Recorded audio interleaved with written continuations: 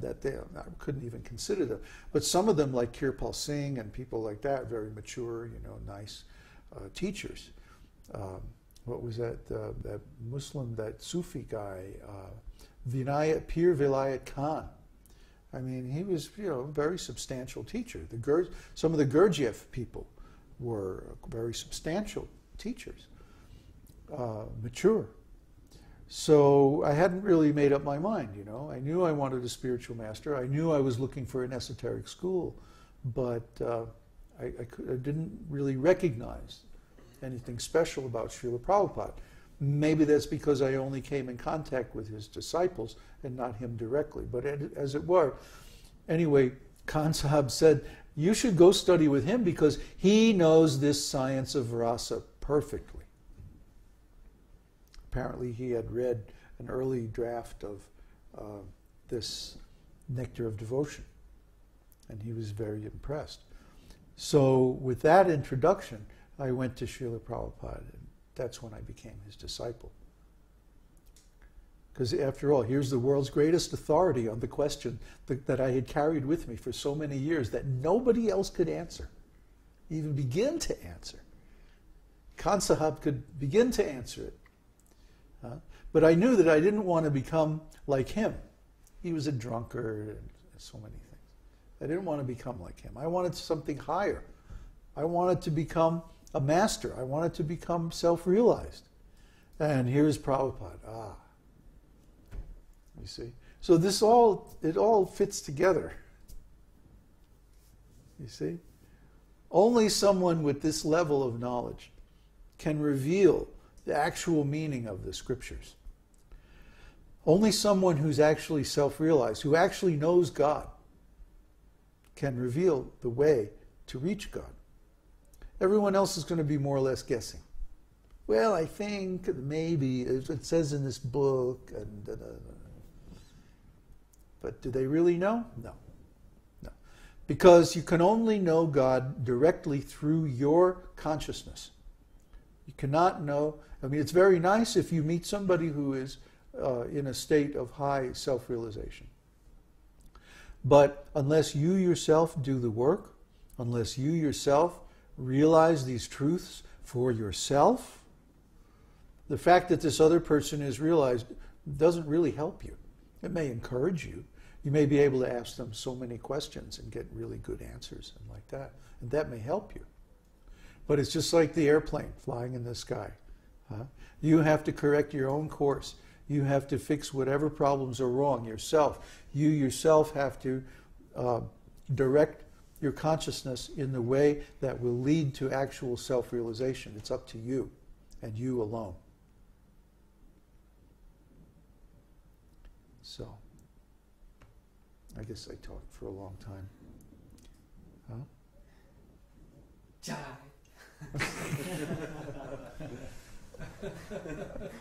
I mean, I get wound up about this stuff. I really do, Yeah. I never had anybody I could talk to before.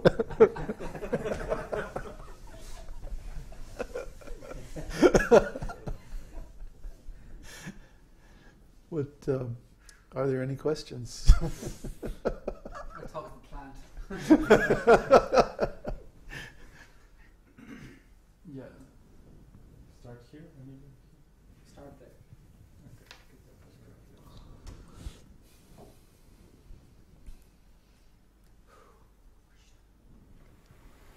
At the beginning we were talking about astrology and readings and like that. So at that time there was a question from Ronald Singh. Is a reading always required for a devotee? Well, it's like, it's helpful. It's helpful. If you want to go someplace and you can just go out on the road and start asking people, how do I go here? And see the signs and follow the... But if you have a map, then it's so much more convenient because you can plot your own course. You can plan, you can say, okay, I have to stop here for the night, and oh, there's no gas station between these two places, so I have to fill up, and da-da-da-da. You know what's coming. Similarly, we're all going to the future, whether we want to or not. Time is propelling us into the future. So wouldn't it be nice if we had a map of the future? That's astrology. Astrology can give that. Astrology can provide that information that, okay, this happened in the past, and now this is going to happen in the future, or at least it's very likely that this will happen.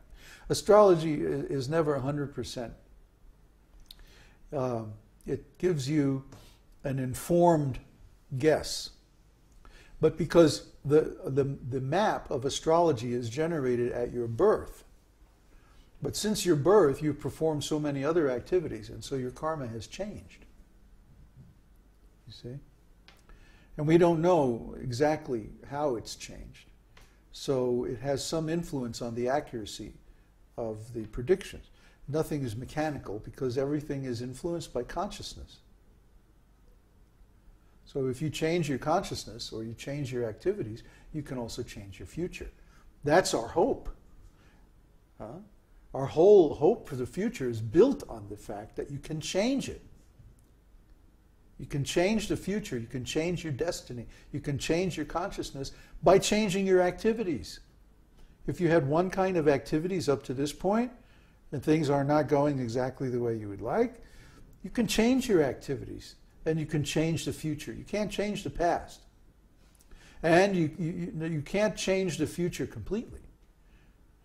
But you certainly can influence the future, and the most influential thing you can do is change your consciousness. Because even the same things can be happening. The same karma is going to play out no matter what you do. But your attitude towards it can be different. Before Krishna spoke Bhagavad-gītā, Arjuna was very uncertain. Well, what should I do? I mean, should I fight? Should I not fight? Should I run away? Should I, what am I going to do? I can't make up my mind. Krishna, please help me. And then Krishna spoke Bhagavad-gītā, and at the end, Arjuna says, oh, now all my confusion is dispelled. My confusion is gone, and I have no more hesitation. I will fight as you request. And he went ahead and he won the battle. See? So his situation didn't change. Bhagavad-gītā was spoken in 25 minutes or less. And the situation that he was in had been building up for like 100 years. The whole history of Mahabharata recounts the narration of how this situation built up little by little over a long, long, long time. And so going into the battle, Arjuna was like, oh, he was completely confused. I don't know what to do. I'm very, very uncomfortable about this. And 25 minutes later, he was like, yeah, I got it. Okay, let's go. What changed? The situation didn't change. The karma didn't change. The forces on the battlefield didn't change.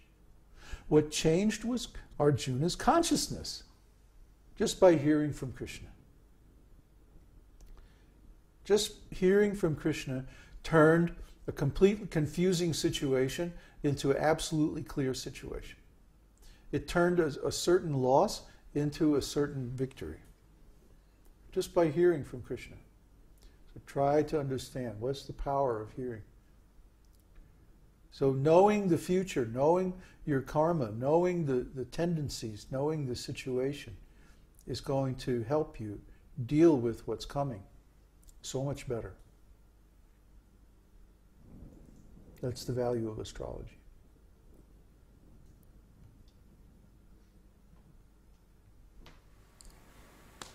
The next question from Tiago.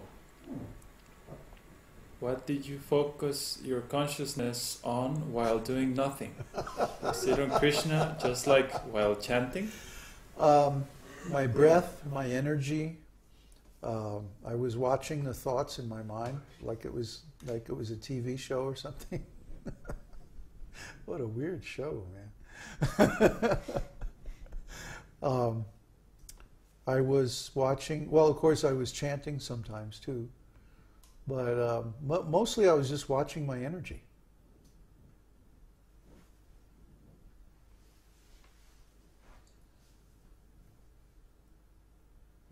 And I have to give one thing, one secret. Secret. Don't tell anybody. But I was following a book by Rajneesh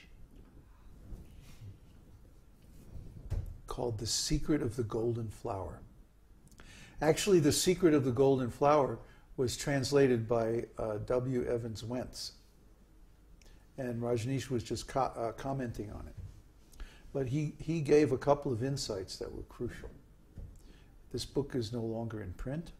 You cannot find it anywhere. It's not on the internet. It was there because I needed it, I guess.